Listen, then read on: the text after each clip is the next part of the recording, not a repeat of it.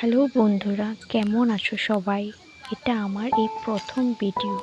তোমরা সবাই আশীর্বাদ করবে আমাকে।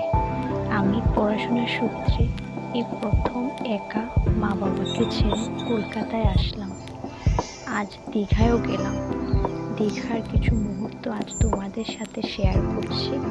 ভিডিওটা ভালো লাগলে সবাই সাবস্ক্রাইব করবে, লাইক করবে।